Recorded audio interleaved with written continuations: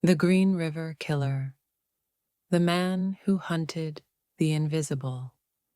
The Pacific Northwest is known for its endless forests, its cold rivers, its gray skies that hang low enough to touch your thoughts. But beneath the fog and the evergreens, a different kind of darkness lived in the 1980s, one that moved silently, hunted methodically, and thrived in the blind spots of society. For nearly 20 years, a man walked the streets of Seattle as an ordinary neighbor, a father, a coworker, a man who hid in plain sight while leaving a trail of bodies across rivers, ravines, and wooded roads. He chose women the world already ignored: sex workers, runaways, girls barely old enough to drive, knowing their disappearances might not be noticed and their stories might never be told. Tonight, we tell them.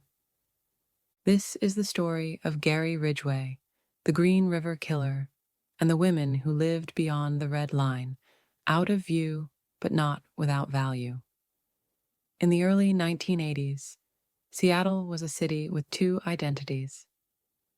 On one side, it was booming, fueled by Boeing, tech, and the rise of suburban neighborhoods. Families moved into new developments. Commuters filled the highways, and the region felt alive with growth. But just a few miles south, along Pacific Highway South, known locally as Pack Highway, a different world existed. Neon motel signs flickered through the fog. Cheap hourly rooms lined the streets, and young women, some homeless, some addicted, some simply trying to survive, walked the sidewalks, hoping to make enough money to eat, to sleep, to live another day. This strip became a refuge for the unseen, and soon it became a hunting ground. On July 15th, 1982, two young boys biking near the Green River noticed something pale floating near the bank. At first, they laughed, thinking it was a mannequin, a prank, something harmless. When they got closer, the truth settled like ice. It was the body of 16-year-old Wendy Lee Caulfield, wrapped in the river's slow current. Wendy had been living a life defined by instability: group homes, temporary shelters, nights on the street. She'd been dismissed as a runaway, a troublemaker. But she was a child who now lay lifeless in the shallow water. Police responded, but they didn't yet understand what they were looking at. 2 weeks later, they would. Days after Wendy's discovery, the river offered more.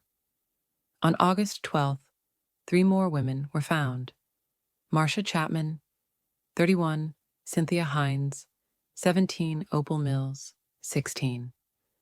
Their bodies had been placed deliberately, left in clusters, partially submerged, as if the river itself had been chosen to erase the killer's presence. The press coined the term the Green River Killer, a name that would become synonymous with terror, fear, and the vulnerability of sex workers in America. Women working Pack Highway began warning each other: don't get in cars, don't go into the woods with strangers, don't trust anyone. But when survival is day to day, safety often becomes a luxury. Gary Leon Ridgway did not fit the image of a serial killer. Born in Utah in 1949, raised near Seattle, Ridgway grew up in a home colored by dysfunction. His mother was controlling and unpredictable. His father, quiet, passive, and overwhelmed. Ridgway struggled academically, later claiming he barely passed high school with a reported IQ in the low 80s. He wet the bed into his teens. His mother washed him, naked, well past an age that was appropriate. Psychologists would later suggest a blend of humiliation, anger, sexual confusion, and deep resentment simmered inside him from childhood. But outwardly, Ridgway became a master of blending in. He married multiple times, attended church weekly, sometimes twice a week, handed out religious pamphlets door to door, worked steadily at a truck plant for nearly 30 years. Neighbors called him helpful. Coworkers said he was quiet. His wives said he could be strange, but never violent. Like many serial killers, Ridgway's camouflage wasn't a disguise. It was his nature. He lived as two people at once, and only one of them hunted. Ridgway's methods reveal the terrifying simplicity of predation.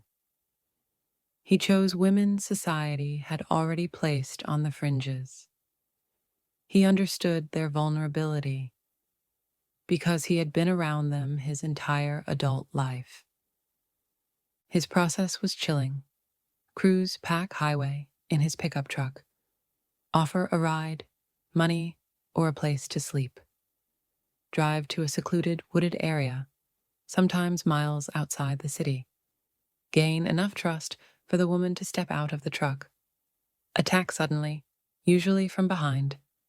Strangle his victims with his bare hands or with a ligature. Dispose of the body in rivers, ravines, or forests. Return later, sometimes multiple times. Ridgway admitted he enjoyed revisiting dump sites. He would move bodies, reposition them, even perform acts on remains. Investigators believe some scenes were staged, ritualistic, intended for him and him alone. This wasn't just killing. This was obsession. As bodies continued to surface across King County, fear spread through Seattle's streets. Sex workers walked in pairs. Motel owners whispered warnings to each other. Families begged police to take missing persons reports seriously. But the 1980s were a different time. Many officers, under pressure, overwhelmed, and influenced by stigma, believed these disappearances were simply lifestyle choices, not evidence of a serial killer. Some victims weren't even officially listed a missing until their remains were found. The women on Pack Highway knew one thing. The killer wasn't guessing. He knew their routines. He understood their world, and he was watching. The Green River Task Force became the largest serial killer investigation in American history. But it was plagued with challenges. Too many victims, too few witnesses, jurisdiction confusion, false confessions, mountains of evidence with no DNA technology, yet media pressure, political pressure, community distrust. Detectives worked around the clock. Posters, interviews, stakeouts, decoy officers. Nothing worked. Meanwhile, Ridgway continued killing, often within miles of the police command center. In 1984, detectives interviewed Ridgway for the first time. He acted confused, polite, cooperative. He even passed a polygraph test. He walked out of the station free, and the killing continued. By the late 1990s, hope felt thin.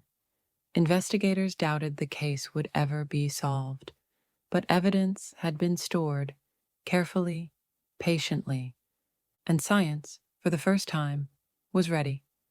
New DNA techniques allowed lab technicians to re-examine biological samples collected from early victims. In 2001, a groundbreaking match occurred. The DNA belonged to Gary Leon Ridgway.